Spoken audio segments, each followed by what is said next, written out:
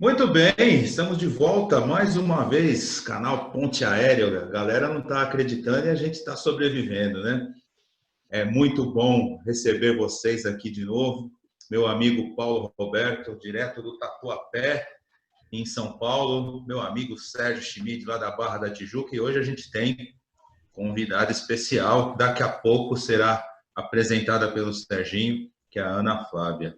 Mas, Paulo, como é que você está, meu querido? Você está bem? Paulinho, eu estou ótimo. Bom estar com você aqui. Bom ver você, Serginho. Prazer ter você, Ana. Pessoal da nossa quarta cadeira aqui, também curtindo. Muito obrigado. Não queria falar isso, mas sou obrigado. Tá bombando, tá bombando. Serginho, como tá o Rio de Janeiro? Fala, gente. Não tá com esse frio que tá aí, não, viu? Aqui eu tô Isso com aí não é a ventilador. cidade, não. Isso aí é a idade. Então, boa noite, Paulo. Meu tradicional bom dia, boa tarde, boa noite para quem está sentado aí na poltrona. Poltrona, gente, não é cadeira, é poltrona 4. Tá? Tá no avião, o avião é poltrona. E hoje a gente está... Para mim é uma mesa de boteco ainda, mas tudo bem. Ah, é verdade, mas é uma mesa de boteco que voa, mas tem que ser mais confortável, para dar lombar, coisa e tal. A gente tem que se cuidar, né? E hoje a gente está com a convidada Ana Flávia. Ana Flávia, eu tive o prazer de conhecer essa semana. Já virou uma melhor amiga. Já virou uma melhor amiga, tipo indicação de uma outra super amiga chamada Adriana Lagares. E batendo um papo com a Ana. Ana é uma pessoa que eu vou tentar assim, definir rapidamente antes dela falar, que eu acho que vai ser mais seguro. Porque ela é uma ex-publicitária, uma ex-comercial da área de TI, talvez uma filósofa agora, está na filosofia, e a gente vai falar um pouco sobre ageísmo. Aí vai todo mundo perguntar, mas o que é isso? Aí eu passo a bola para ela, que aí ela já dá a largada. Ana, tá contigo. Oi, gente. Meninos, Paulinhos, Sérgio, boa noite. Obrigada por estar aqui. É uma honra. Queria começar só mandando um beijo para a Dri. Dri, esse programa aqui é para você. Ageísmo. Cara, assim, de verdade, o nome é muito ruim, né? Mas não dá para ter uma ideia do que é ageísmo. Paulus, que parece esse nome de vocês? Eu sei que parece nome de creme de cara, tal, ageísmo, né? Tem um fundo aí, né? Eu não sei se é esse exatamente, mas me remete a preconceito com... Não sei se essa realmente seria a melhor definição, mas preconceito com idade, né? Preconceito acho que é uma palavra que a gente até tem que tomar cuidado hoje em dia para falar, né? Porque tá banalizada. Vamos colocá-la de um jeito mais suave. Seria uma restrição, digamos assim, a quem tem, ou quem já cumpriu uma determinada idade.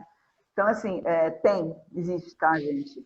Existe, assim, tá fazendo cabelo branco, né? Quem tem mais 50, se não sentiu, vai sentir na pele como é que se exercitar e navegar pela vida depois de uma determinada faixa de idade.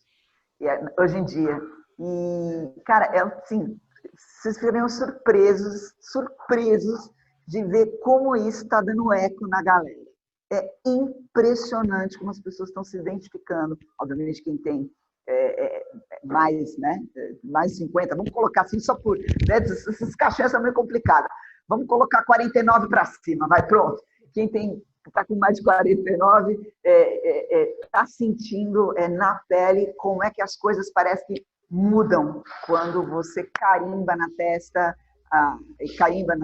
carimbada aí a tua idade, né? Sim, não é para ser assim, não precisa ser assim.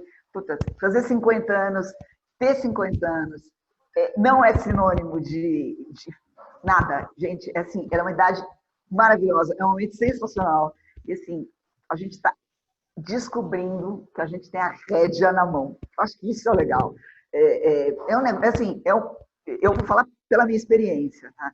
Está sendo um poder, uma descoberta, uma jornada de descoberta de poder, assim, Sensacional, sensacional.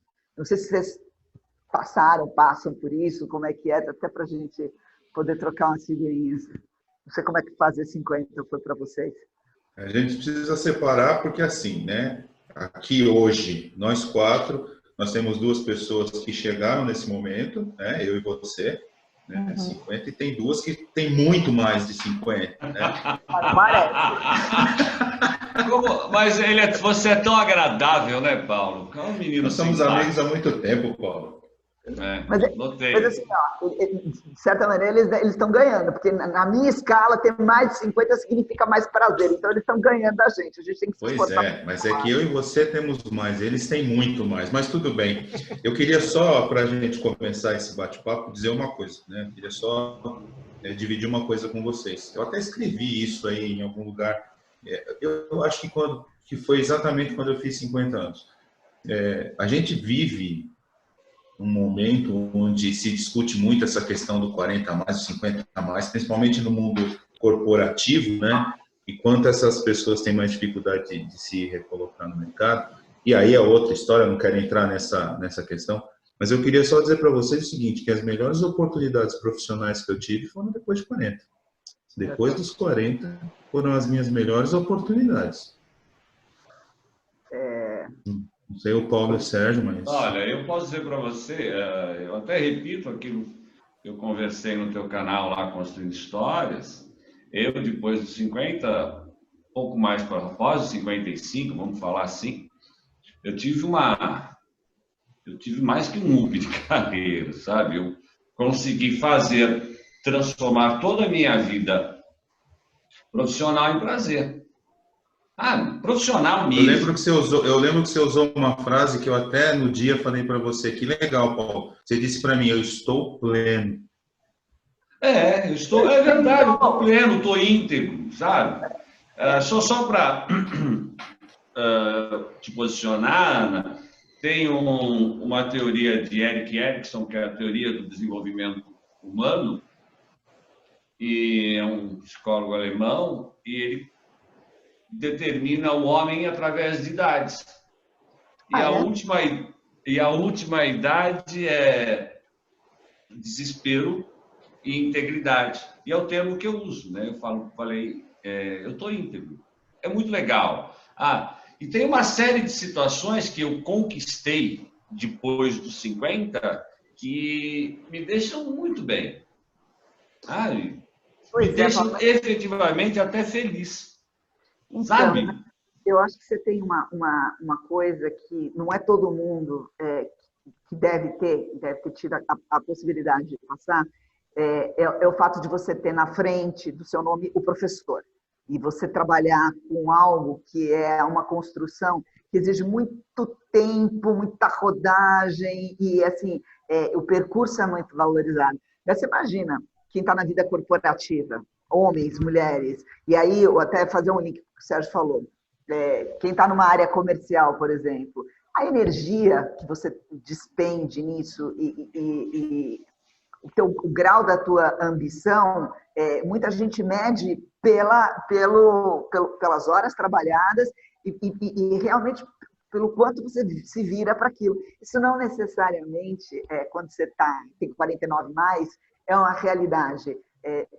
E aí, assim, a régua, ela passa a medir, mesmo que o resultado seja o mesmo, por uma lente muito mais ampliada, muito mais hiperfocada naquilo que você não tem, pela tua ausência, né?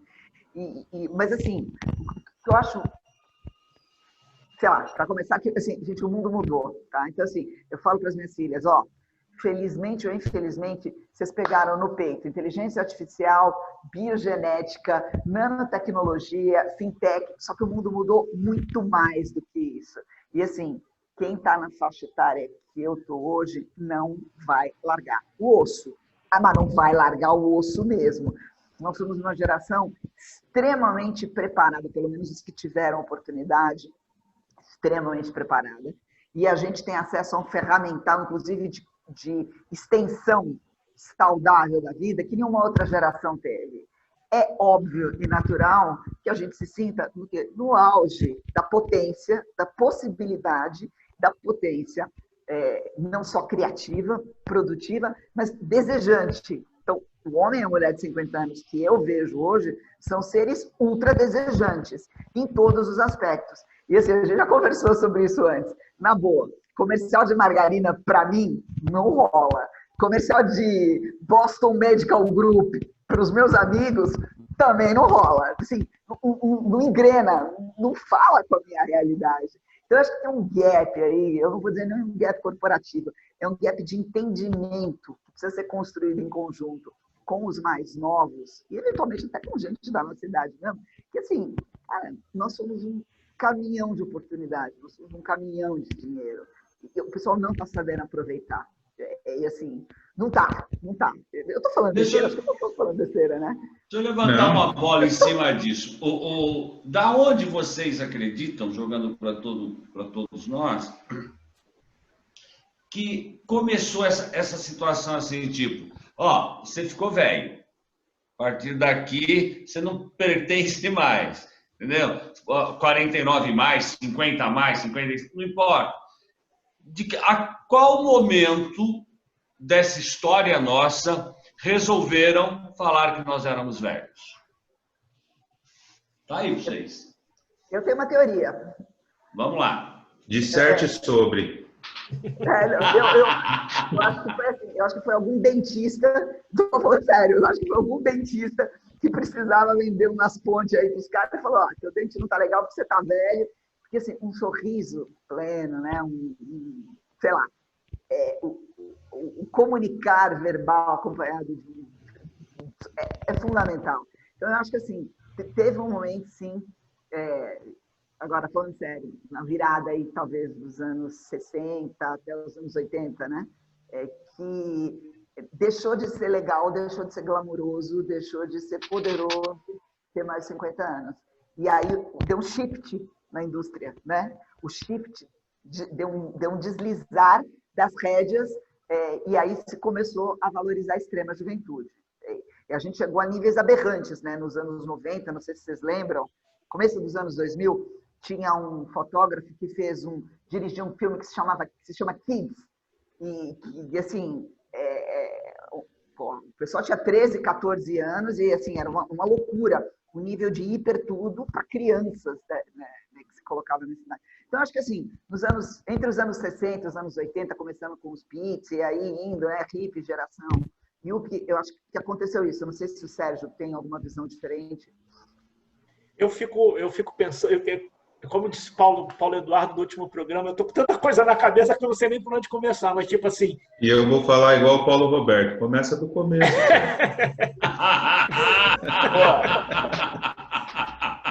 Obrigado, Paulinho. Mas eu fico, tipo assim, por uma coisa bem mais simples. Será que isso não é uma coisa cultural, educação mesmo, tipo, a gente ter sido criado para mostrar que o vovô já era, o vovô tem que estar na cadeira de balanço dele, o tio já tem que estar lá quietinho em casa, e tipo, isso foi uma coisa que foi culturalmente sendo disseminada e foi implantada em tudo. Tipo, eu pego um trecho do Marco Antônio, que fez o programa com a gente sobre a parte do old school, ele levantou um ponto que eu acho muito interessante. Ele tem 61, se eu não me engano, ele é head estratégico de uma agência gigante aqui no Rio, e ele fala, a minha equipe toda, eu tenho idade para ser pelo menos pai deles. Então, lidar... Não deveria, né? Você não acha que a equipe tinha que ser misturada? Sim. Eu acho que ele deveria ter gente da idade dele respondendo para ele, tanto quanto ele poderia responder para um chefe mais jovem. Pois é, Ana, mas tipo assim, na minha produtora, eu tive produtora durante quase 20 anos. A minha, eu estava com 30, 28, 30 anos. A minha produtora, os meus caras todos de comercial eram caras acima, 40 a mais. A minha equipe de produção variava entre 25 e 30. Tipo, eu era um pouquinho mais velho do que eles. Então, eu tinha um trânsito de conhecimento dentro da produtora muito legal. Porque eles me mostravam na parte segura deles de negociar, que é uma coisa que eu não tinha. Eu era criativo, então eu era o porra louca, né? E eles não, tipo, não, é negócio, cara, a parada tem que ser assim. Então, você vai pegando uma experiência que eu acho que hoje, quando você manda um currículo, mais 50, manda um currículo, vou pro lado corporativo. A gente manda um currículo para uma vaga, não tem jeito, eu tenho que entrar no lado corporal, eu acabo entrando. O cara olha e fala assim, você é overqualified, e quando vê a idade, você já é cortado de largada.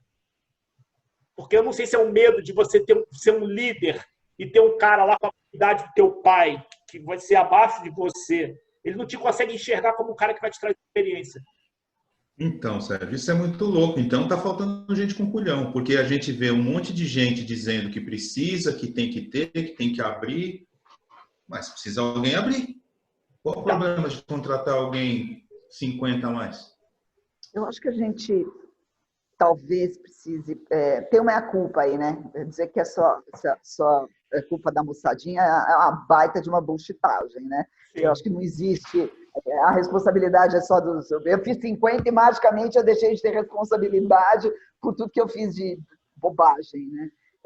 Mas eu acho que socialmente, sim, Sérgio, tem um negócio que a gente foi adestrado, porque a palavra é essa, tá? A gente foi adestrado a achar que o valor da experiência e das gerações passadas não é importante. Isso é uma coisa que você não vê só no ambiente de trabalho. Se um cara não consegue entender qual é o valor da experiência do pai, da mãe, do avô e da avó, como é que ele vai aceitar o valor da experiência de um cabelo branco dentro do ambiente de trabalho? Então, acho que é uma coisa que é maior do que só o ambiente de trabalho, né? Sim. E, assim, a gente, assim, a gente não quer envelhecer. Ninguém quer envelhecer, né? Ou quem quer envelhecer com dignidade, digamos assim, é minoria. A palavra envelhecer tem um estigma pesado, etc, etc. E aí que eu falo que entra o ageísmo. Porque, assim, envelhecer é muito legal. Mas é muito legal. É absolutamente libertador, é sensacional. E, assim, não significa diminuição de potência. Potência não é só potência, né? De libido, não é a libido, é a pulsão criativa. Não significa. Significa, eventualmente, pelo menos durante um período até maior que o de outras gerações, você conseguir concentrar essa libido e fazer, sabe, colocar o teu desejo bem debaixo daquele foco e ir atrás daquilo com muito mais segurança, com muito mais tranquilidade. Mas é uma coisa que a gente tem que reaprender a fazer. Se eu quero que um moleque, uma menina de 20, 25, 30 me valorizem, eu tenho que começar a valorizar o meu pai, minha mãe, meu avô, minha avó. E o legado deles. E aí eu posso cobrar do cara que ele faça a mesma coisa comigo, até porque eu vou ter o que ensinar, né? Agora, me desqualificar em prol do conhecimento e da juventude, do pouco conhecimento e da juventude de alguém de 25, 30 anos, eu não faço. Deixa eu perguntar uma coisa para vocês. Vocês não acham que isso é um pouco cultural aqui no Brasil? Porque tem algumas culturas que valorizam muito mais esse pessoal do que a gente. Né? Se a gente pegar, aí, por exemplo, os japoneses, o pessoal oriental, eles têm uma forma de ver o pessoal antigo diferente. Vocês não acham que isso é um pouco cultural aqui no Brasil? O cara fez 40, ele está velho, não serve para mais nada? Eu não gosto desse exemplo do japonês, porque para mim tem um ranço aí, né? Que é o ranço da arbitrariedade, da imposição, que é justamente o que eu tô querendo batalhar contra. Se eu não quero a imposição de um fator de juventude em cima de mim, eu também não posso arbitrariamente atribuir mais valor independente de qualquer coisa à pessoa só porque ela tem 80 anos e culturalmente é isso que acontece. Tem que tomar um pouco de cuidado com isso daí para você não hiperqualificar o cara só porque ele tem cabelo branco, que também não é isso daí, tá? Mas o latino, no geral, ele é uma cultura mais jovem mesmo. A gente tem morre cedo, muita violência, a vida é mais bruta, é mais dura, então não dá muito tempo, às vezes, de refinar as coisas, né? Então, acho que sim, comparado, por exemplo, com um francês, adoro, comparado com um italiano, comparado com um europeu médio, digamos assim. O italiano é um bom exemplo, porque tem uma população bastante idosa lá, né? Eles têm bastante... Tudo bem que morreu metade. E o Brasil logo vai ficar assim, né? O Brasil metade. Ô Paulo, só em cima do que você está falando, da tua colocação, quando fala de cultural, eu vejo também que, bem brasileira a coisa, né? Eu quero ficar no farniente, eu quero ficar sem fazer nada. Ah, quero mesmo pegar, colocar minha Havaiana, meu Raider, bermudão, ir lá para a porta do boteco e ficar lá conversando com os velhos. Mas isso é de uma Né? doença de espírito. Mas o processo, Ana, a questão de você não querer mais produzir, que nem você fala, dessa potência, esse tesão, essa vontade de produzir, direcionar a libido para um outro lugar, ela está dentro do cara. Se esse foi o intuito dele a vida inteira, ele foi construído assim, imputado assim, como é que ele vai mudar? Ele chegou lá. Você é diferente, Serginho diferente, eu talvez seja diferente, não quero essa vida, Paulinho também, mas tem muita gente que quer essa vida. E dos que têm essa vida, aí eu te convido para você fazer uma enquete informal, vai ver quantos estão felizes e satisfeitos. As pessoas, elas são aquilo que elas escolhem ser, mas elas são basicamente aquilo que lhes é dito que sejam. Se você fala a mesma coisa por canais de diretos ou indiretos para uma pessoa muitos anos, ela absorve aquilo como uma verdade e perde a capacidade de questionar. E assim, o que eu estou vendo hoje, por isso que esse tema está ecoando na galera, é assim, a pessoa chega aos 50 e fala, mas eu não quero isso. Quem me disse que isso vai me fazer feliz?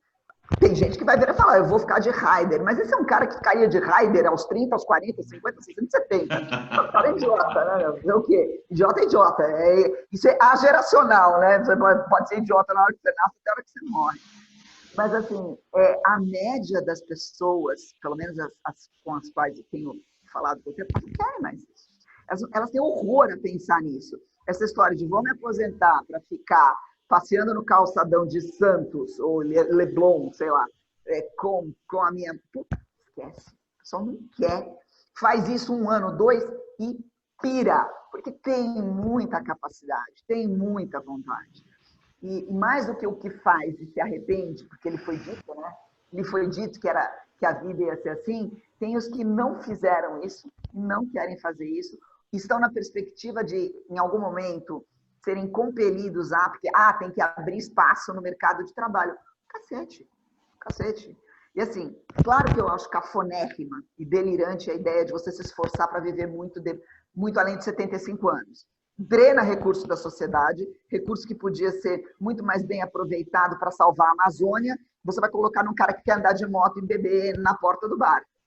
Posto isso, eu tenho 50, eu tenho pelo menos mais 25 anos pela frente, a vida é extremamente produtiva.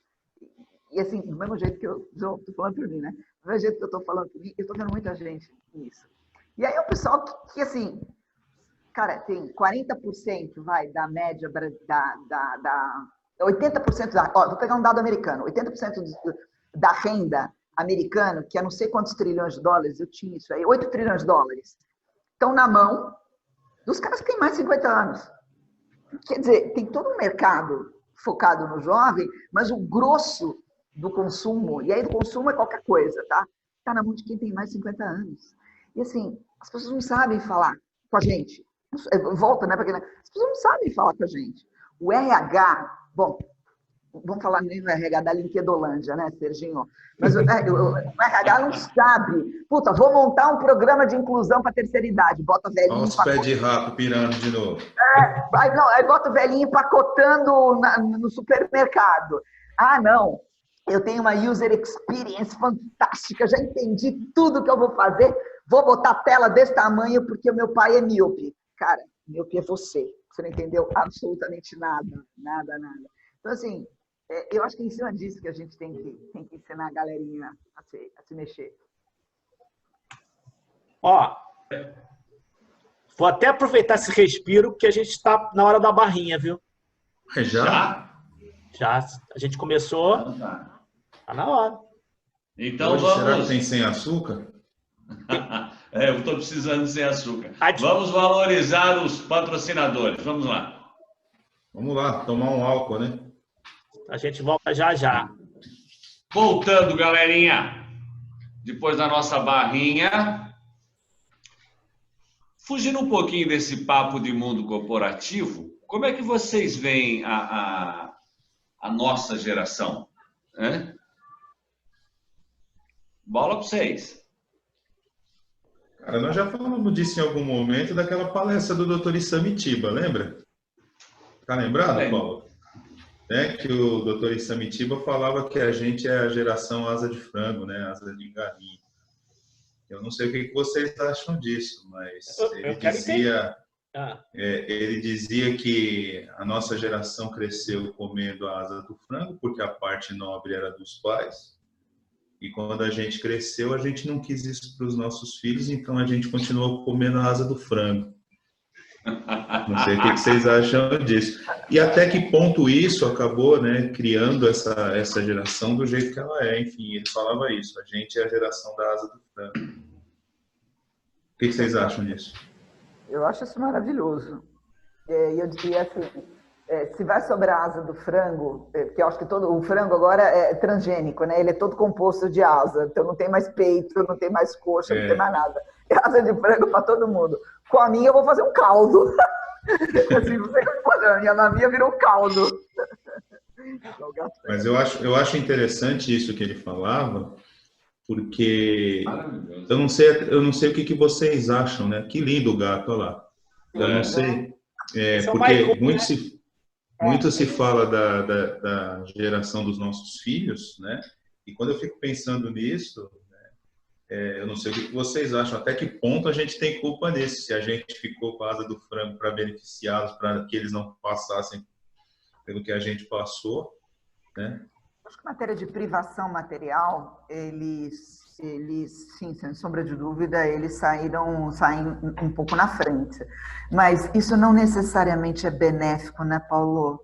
É aí que é a tal da coisa. Eu me questiono muito. Claro, ninguém quer ver filho passando nenhum tipo de privação, nenhum tipo de necessidade. Mas, de qualquer maneira, como é que você constrói o desejo de alguma coisa se você não tem a falta daquilo? Então, o meu questionamento é assim, e eu trabalho muito em cima dessa questão da privação do desejo. Precisa. E assim, a minha geração, a nossa geração, tinha um tesão maluco quando era adolescente, porque a gente não podia fazer nada. Então, quanto mais te é negado, mais você deseja aquilo, né? Depois o acesso passou a ser muito fácil. E aí eu não falo só sexo, eu falo qualquer coisa, né? Hoje em dia a gente não aguenta esperar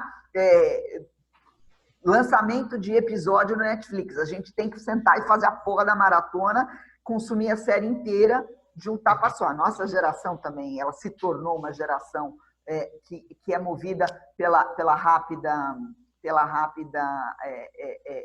atendimento ao desejo. Só que, olha só, mais do que a molecada, nós somos muito insatisfeitos. Porque aí o que acontece? A gente tem uma vida inteira agora, a gente quer continuar desejando, a gente quer continuar, né, obtendo, conseguindo, fazendo, e a gente entra em sofrimento psíquico também. Por isso que eu acho que quando eu falo que tem que saber falar com os de 50 anos, com os de 49 para cima, não é só em relação a acomodar os caras dentro do ambiente corporativo, mas assim, ajudar a entender que esse rebaixamento de expectativa, ele é sensacional. E aí, tudo bem, se você está trabalhando com a expectativa rebaixada, de você ter um chefe de 35. Deixa o cara se descabelar, meu. Deixa o cara perder noite. O azar dele, meu. Você vai fazer outra coisa com a sua vida. Deixa ele se preocupar com a porra do CRM, em preencher funil e brigar pelo bônus. Você já passou essa merda, meu. Então, assim, eu não sei se essa geração que está vindo agora é especialmente beneficiada pelo acesso irrestrito a qualquer coisa. Vai sobrar o quê para os caras desejarem e batalharem? Eu fico pensando, sabe o que eu fico pensando? Eu fico pensando, né, dos netos dos nossos filhos. Porque... mas aí não vai ser mais ser humano, né? Você pode... Não, eu fico imaginando eles conversando com os nossos filhos. O que dá papo de avô?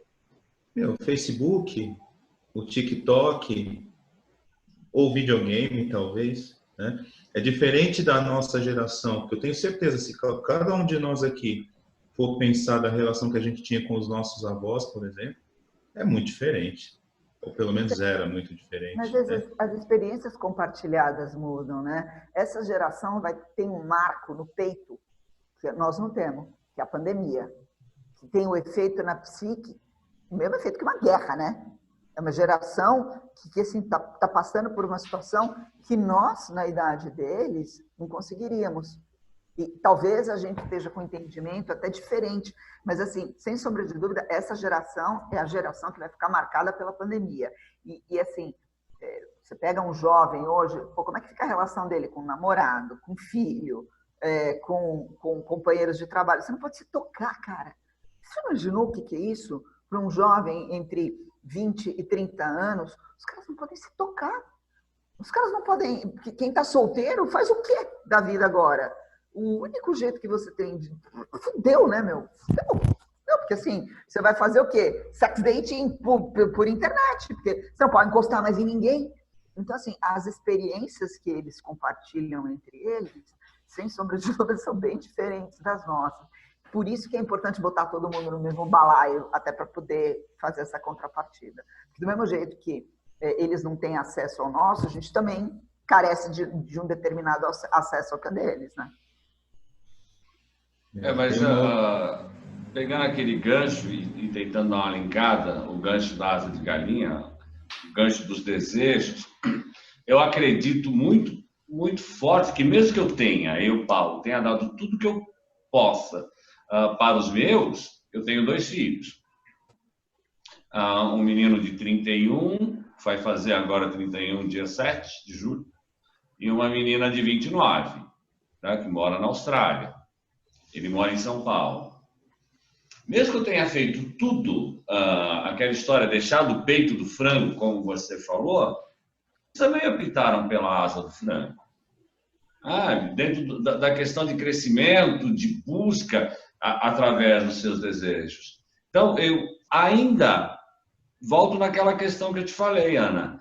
A individualidade é o que determina.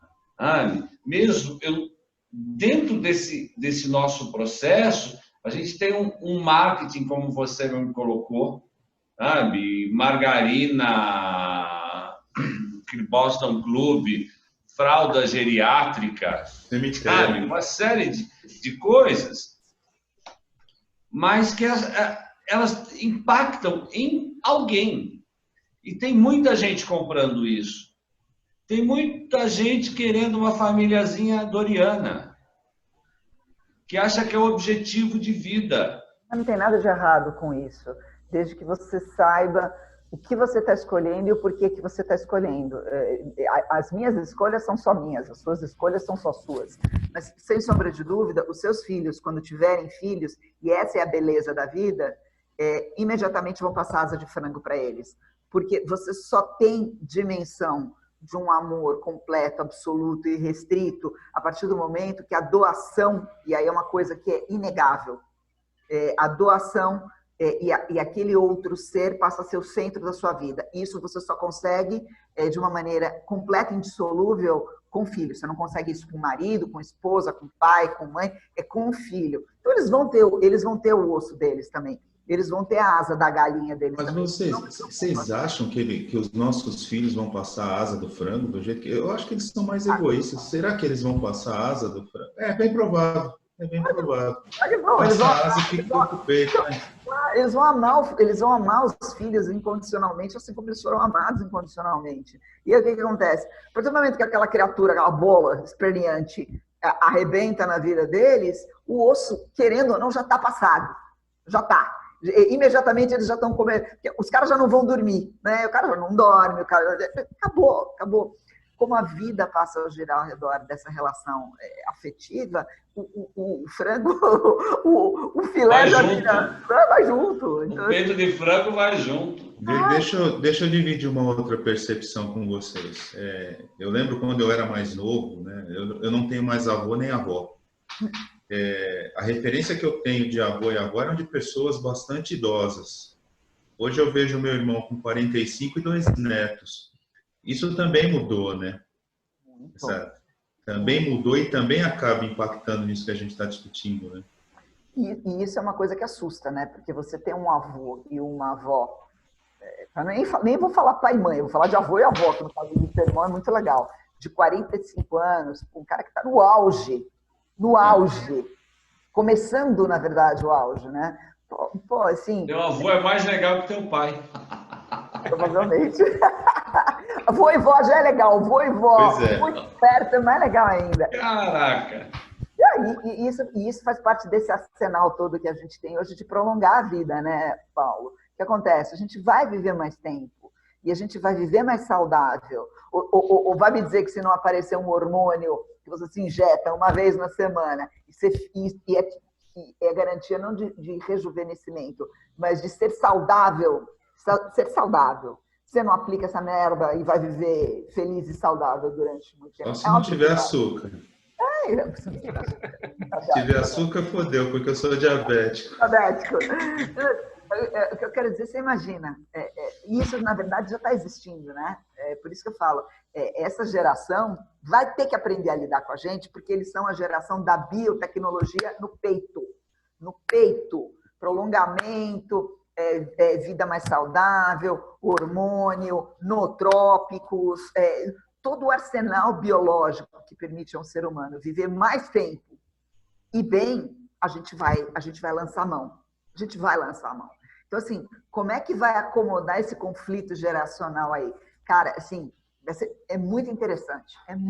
E a Linkedolândia tem que começar a prestar atenção nisso daí. Os caras de RH têm que começar a prestar atenção nisso. Você vai para alguns resorts por aí que não aceitam filhos, é a galera dessa geração em peso lá, e consumindo, e dançando, e se divertindo, e fazendo atividade física, é bem isso mesmo.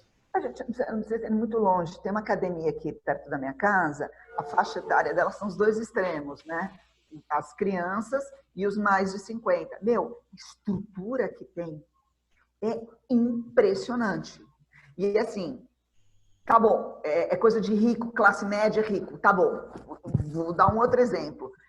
Sim, eu faço alguns trabalhos muito ligados a algumas comunidades aqui perto, favela mesmo, né? Sim, pessoas em situação de vulnerabilidade. Mais até as mulheres do que os homens. Você entra dentro das comunidades, tá todo mundo malhando. Então, bairros periféricos e bairros vulneráveis de São Paulo tem duas coisas que tem um atrás do outro: pet shop e academia. Todo bairro simples tem pet shop e academia. É uma loucura, gente. Então, assim, a gente tem que parar um pouco com essa, coitado, né? Não. O pessoal tá se cuidando, tá fazendo dieta, tá fazendo jejum intermitente, tá tomando vitamina, toma suco de couve e faz academia. Quem não pode, tá fazendo em casa.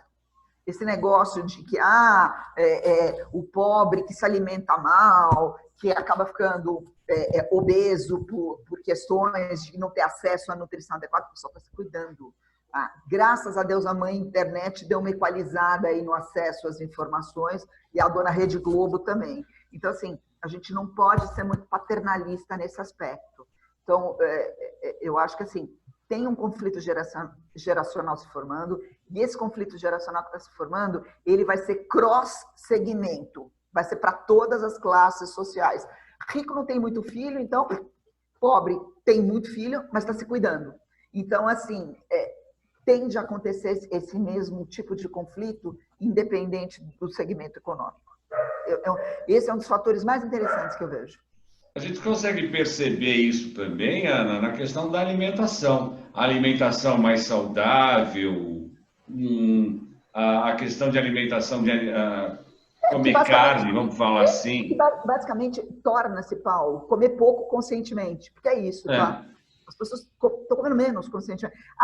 Tem biscoito, tem chocolate, tem Coca-Cola, mas tem muita gente comendo, simplesmente fazendo uma coisa muito básica. Come menos. Já entendeu que não precisa de remédio, bola, blá, blá, blá, blá. E isso é uma coisa que as pessoas vai ficar cada vez... Já está se tornando mais comum. E essa história de pet shop e academia em comunidade, eu vou falar para vocês que é toda a comunidade, não é exceção, todo mundo. Esse negócio de geração, assim, eu tenho um filho que fez 28, meu mais velho. O meu mais velho, desde muito cedo, ele sempre soube o que ele queria fazer. Então, ele escolheu a faculdade, ele escolheu o curso dele. enfim.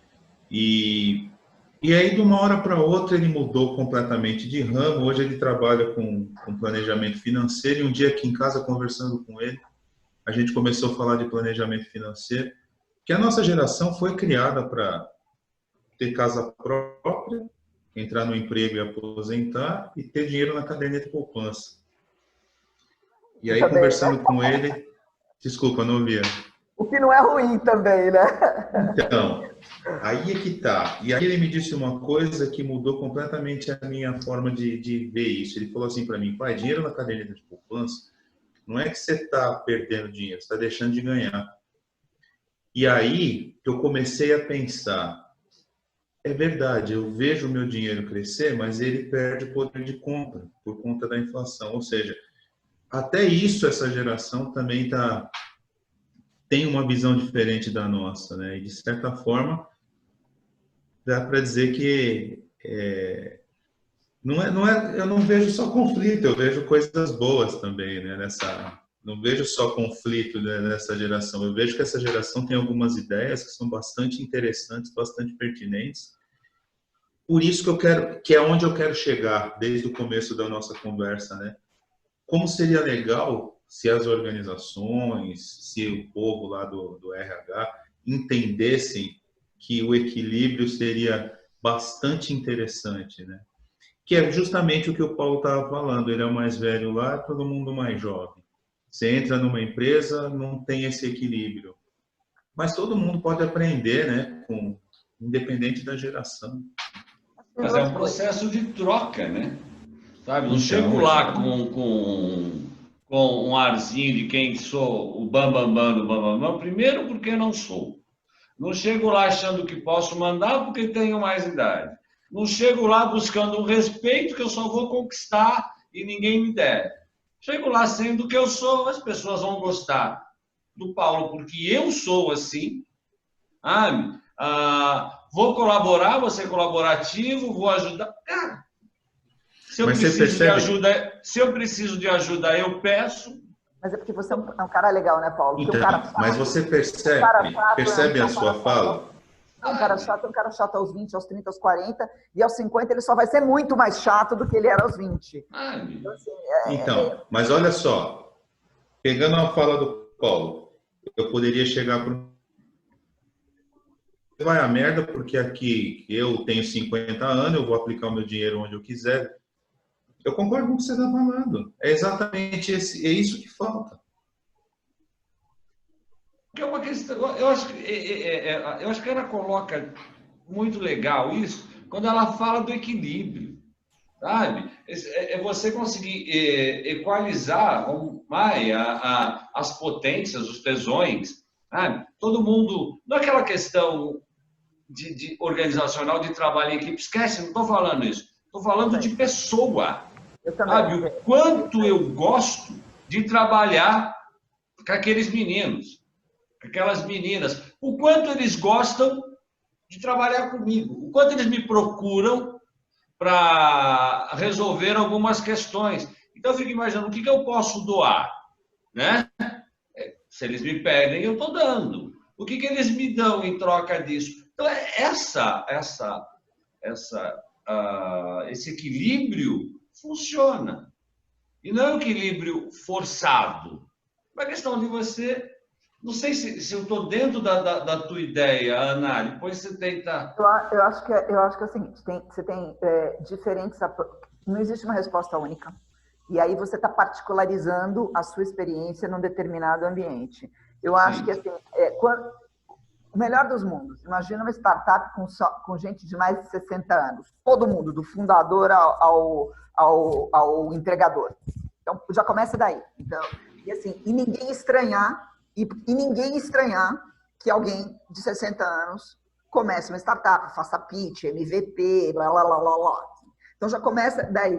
E, assim, e para todos os ambientes, ter ou não uma determinada idade pode ser uma coisa muito boa ou pode ser uma coisa que o cara não queira fazer. E aí vai ser um lugar só de gente jovem mesmo e está tudo certo. Mas que não haja a barreira de entrada e o expurgo mandatório. que a idade não seja um vetor. Sabe o Google que está fazendo entrevista às cegas? Porque o Google está contratando às cegas, né? Você entra, faz a entrevista, o cara não sabe onde você mora, quantos anos você tem, qual é a tua orientação sexual, o que você faz da vida. Ele só vai checar teus antecedentes criminais depois que você passar pela entrevista. Cara, isso aí é perfeito, porque assim, perfeito. Dado o que o Google pede, obviamente, que é uma equanimidade aí. Porque o problema é que a idade, ela passa a ser, tanto para quem contrata como para quem é contratado, um duplo fardo. No caso do que o Paulo Eduardo estava falando. Qual que é o fardo? O fardo que você eliminou. Cara, ninguém me deve nada. Ninguém me deve nada. Ninguém me deve obrigação, ninguém me deve respeito, ninguém me deve hierarquia. E, por outro lado, quem está contratando olhar e falar, meu, eu vou absorver a massa de conteúdo e esse cara vai ser um excelente asset, um ativo para a minha empresa. Pronto, acabou. Esse é um entendimento. Que o cara de 50 anos, 49 anos para cima, é um excelente ativo, seja como consumidor, seja como prestador de serviço, seja como funcionário, seja como for. Porque, assim, é um ativo que a gente está pegando, jogando no vaso sanitário e dando descarga. E o que é pior, nossa geração está fazendo isso. Porque a gente não para pensar que a gente tem a faca e o queijo na mão. A gente tem o poder de escolha. A gente tem o poder de escolha. Da mesma maneira que eu escolho comprar de organizações que têm uma política inclusiva para questões de gênero ou para questões de raça, eu não sei se é bonito falar raça, mas ok, vocês entenderam? Eu quero alguém, uma corporação, onde a minha voz de mais de 50 anos seja levada em conta tanto quanto, porque eu não compro que nem um jovem, a minha cabeça não é a cabeça de um jovem, e assim, eu sou tão potente e desejante quanto um jovem, só que de uma maneira diferente. Então, né, tem algumas filigranas aí no processo. E o ageísmo é justamente você não compreender que de saída a idade não... Ela tem que ser levada em consideração pelo aquilo que ela representa e não por aquilo que ela exclui, não por aquilo que ela tira da pessoa. Porque não é verdade, ela não está tirando nada, ela está te dando uma série de outras coisas que quem não tem a tua idade ainda não obteve. Então, a gente tem que fazer isso ser ouvido. E isso é muito importante. Deixa eu botar a lenha na fogueira. Eu estou quieto nessa parte, mas eu vou dar... Essa guerra de gerações que a gente está falando, comentando, será que não tem a ver com o quê? A gente é de uma geração antes de internet. A gente vem antes da tecnologia até agora. A gente viveu isso. A gente viveu a internet começando, a gente viveu celular começando, smartphone, barará, bababá. Essa galerinha de agora chegou com... A cama tá feita já, o lençol tá esticado, o travesseirinho cheiroso, tudo bonitinho. Já chegaram na boa. E a gama de informações que a gente tem, que é para todos, a gente tem por hábito, pelo menos eu acho que a gente vai concordar aqui, a gente tem por hábito esmiuçar mais profundamente. E a galera mais nova é o famoso overview de tudo e não sabe de absolutamente nada. É o peito do frango. Não acho, não. Eu também não acho, não. Eu acho, não. Eu acho que isso é uma categorização. Eu acho que isso aí é uma visão preconceituosa em cima do jovem. Isso aí, é uma categorização rasa. O que eu acho que, sim, é uma categorização rasa. O que eu acho que a gente tem e que a gente não está sabendo aproveitar é que nós somos digitais e analógicos. E o ser humano vai sempre ser analógico. Enquanto a gente tiver corpo, não adianta. Assim, a gente é um bicho analógico. Os nossos limites são os limites físicos. Por mais que a gente queira se dissolver no digital, não dá. Só quando a gente deixar de ser humano, a gente vai deixar de ser corpo. E a nossa geração é uma geração que conseguiu lidar com o analógico e o digital simultaneamente. Até porque fomos nós quem criamos o digital. Que é uma coisa que a moçadinha sente falta para caralho. Por que todo mundo acha lindo os anos 80? Tem uma carga de analógico lascado ali. É o Walkman, é o skate, é a rua, é o cheiro do asfalto. Os caras não têm, porque no digital você não tem cheiro, você não tem tato, você não tem gosto, você só absorve pelos olhos. E falta, porque o ser humano aprende pelo corpo. Vocês sabem que isso é outra coisa que eu gosto de estudar, que é a capacidade de desenvolver múltiplos aprendizados simultaneamente. E tudo passa pelo corpo. Tudo, tudo, tudo, tudo, tudo, tudo, tudo. Uma geração que nasceu com o zóio grudado na tela, prioriza a visão em detrimento dos outros sentidos. E eles sentem falta disso. Então a gente consegue também fazer essa ponte. Agora, nós somos totalmente colonizados pelo marketing burro. Porque o marketing burro que fala que ser digital só é legal. Cara, não é, é uma merda. É uma merda. E a gente comprou, de novo, a gente é aquilo que nos dizem para ser. E a gente comprou essa ideia. Mas tem o seguinte. Mas tem o seguinte, Ana, o digital é legal, entre aspas, digital, mas o digital é mais barato. A quantidade de caixas 24 horas eliminou uma série de trabalhadores. Então, estou falando daquele banco que fala que é o mundo digital dele. Percebe? Então, você elimina a mão de obra, você torna o teu serviço mais rentável para você, não repassa isso para o consumidor final, que não é repassado. E aí? Isso se propagandeia, se fala que se eu não sei trabalhar no meu app do banco, eu sou um bobão. Então, é assim, de novo, o ser humano, ele é movido, porque a gente fala, é a ânsia do lucro. Eu não acredito nisso, tá? Quando a nossa geração criou os caixas eletrônicos, a nossa geração, quando a nossa geração criou os apps e a nossa geração criou o internet banking, o que a gente estava querendo? Minimizar o esforço. O ser humano, ele é movido pela potencialização do prazer e a minimização da dor. Essas são as chaves do comportamento e da inovação. Qualquer coisa que maximize o meu prazer e qualquer coisa que diminua a minha dor e o meu esforço. Cara, você já montou um caixa eletrônico? É uma merda. Você já deu manutenção no caixa eletrônico? Você está inteiro ferido. E assim, dá trabalho, é custoso. O ser humano é um troço complexo. O problema não é o caixa eletrônico. O caixa eletrônico não faz nada. O problema são as pessoas que detonam os caixas eletrônicos e outras pessoas têm que arrumar. Então, o ser humano está sempre, na verdade, na batalha contra ele mesmo. Não existe a batalha do ser humano contra a corporação. Isso é bullshit. É o ser humano na batalha contra ele mesmo. Uma outra característica do ser humano. Sim, trabalhos vão ser eliminados. E sim, estão sendo substituídos por outras coisas. Por outro lado, você vê uma ascensão de tudo aquilo que as máquinas jamais vão poder fazer. Cuidar do corpo, trocar uma fralda, dar um abraço, fazer uma terapia, dar um beijo, meditar, trocar ideia, passear o cachorro. Todas essas tarefas que envolvem o contato corpóreo dos seres humanos, elas estão fazendo assim, ó. Elas não estão fazendo assim, elas estão fazendo assim. Não é à toa que agora na quarentena explodiu a quantidade de gente meditando. Explodiu, porque as pessoas querem conexão. E a conexão, o digital jamais vai dar. Não vai dar. Porque ele é um tubo e é um jeito de trabalhar de ser humano para ser humano. Aí a gente entra aquelas histórias do Harari, né? Que eu adoro também. Vai ser eliminado um buzilhão de empregos, as pessoas têm que se reinventar. E os mais de 50 anos, por serem analógicos e digitais, eles conseguem. Porque você pode correr atrás, você pode aprender a codar qualquer idade da sua vida. Você pode aprender a fazer código aos 20, aos 30, aos 40, 50, 60, 70, 80. Basta você ter o cérebro para isso. Você pode aprender a abraçar? Pode.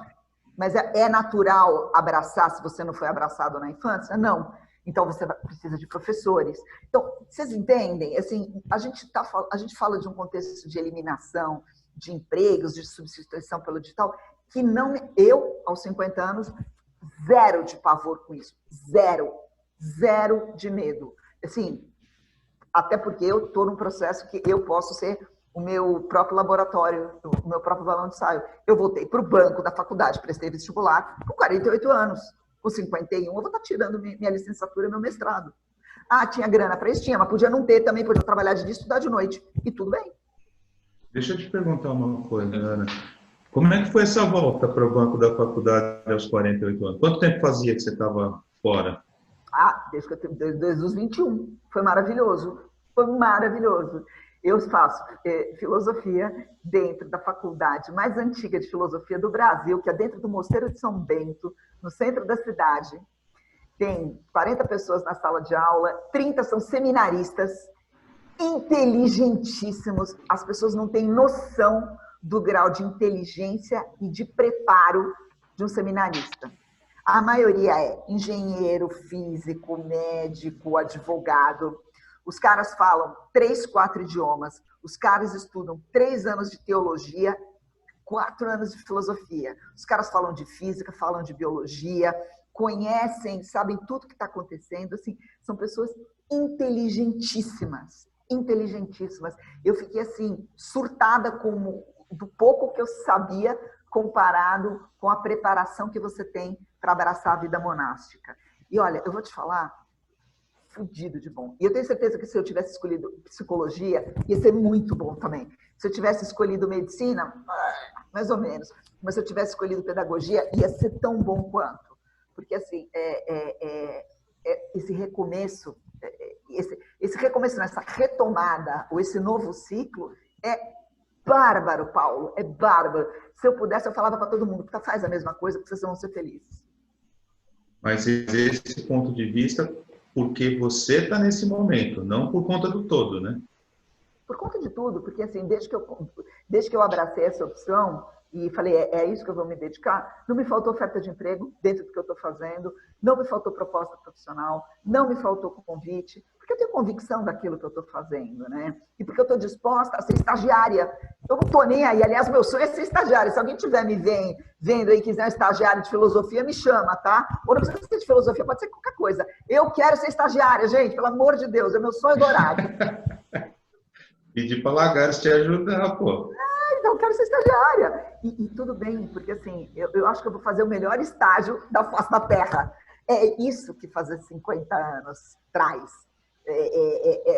Essa leveza, esse rebaixar de expectativa. Eu já fiz carreira, já sei como é que é a vida corporativa, já sei como é que é mandar um monte de gente. Foda-se, eu não quero mais isso. É a mesma coisa que o Paulo falou. Tá plena, pô. Plena. E assim, eu acho que vocês estão mais ou menos do mesmo jeito, senão vocês não estariam aqui no canal fazendo a mesma coisa. Eu acabei de ser demitido. Ai, caralho. Foi bom ou foi ruim? Oi? Foi bom ou foi ruim? Porque tem demissões que são maravilhosas, né? Eu estou em paz. Pronto. E aí você tem que começar de novo. Uma coisa que é interessante nesse processo é assim, eu estudo, conforme eu comentei com vocês, essa capacidade de desenvolvimento de aprendizado simultâneos. E isso é uma coisa que o mercado, Paulo, está pedindo muito. Por que eu acho que eu não vou ter dificuldade de arrumar emprego em qualquer canto? Por causa dessa multiplicidade de visão. A gente está saindo, junto com essa temporada de mundo jovem, da visão do especialista. O especialista, ele é necessário, ele é o lastro de conhecimento, mas esse sim é cada vez, dependendo do que faz, mais substituível.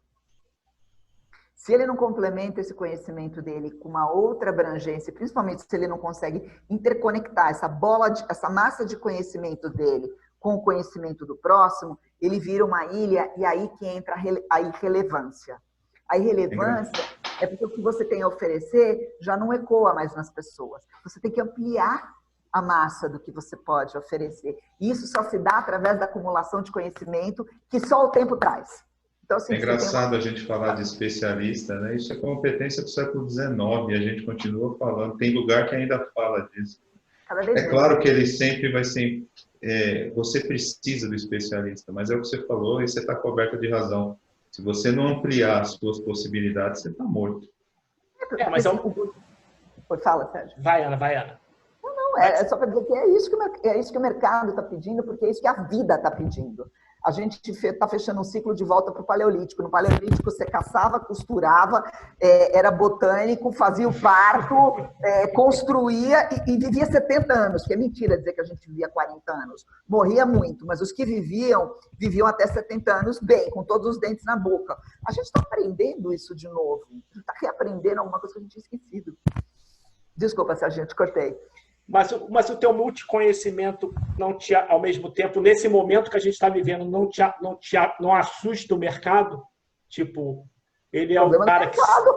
Pois é, mas que eu estou falando, é uma cultura, mas é uma cultura que, tipo assim, você transita por várias áreas, mas hoje, quando você se apresenta no mercado, você fala, transito por isso, tem conhecimento nisso, você fala, puta, você... Aí bate no que o Paulo Eduardo falou, você é caro. Mas isso que é embaçado, Sérgio. Isso faz com que todo mundo... Isso faz todo mundo se nivelar por baixo. É uma merda.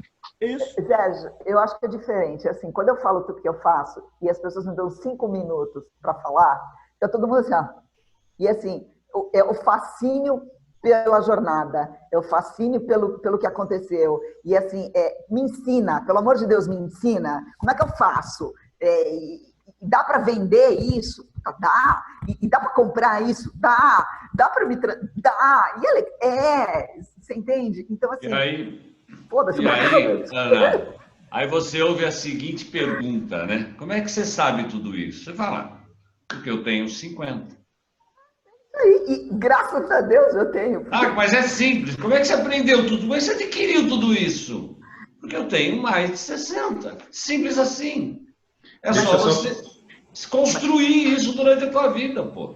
Desculpa cortar você, espera um pouquinho. Mas o Serginho não está controlando porcaria nenhuma do tempo aí. Eu vou editar depois. Não, o problema não é editar, o problema é que vai cair o avião, pô. Vai cair o avião. Tá sem combustível, falta 2 minutos. Olha, faz 2 programas. Falta 2 minutos para esse avião aterrissar, pô. Apertem os cintos.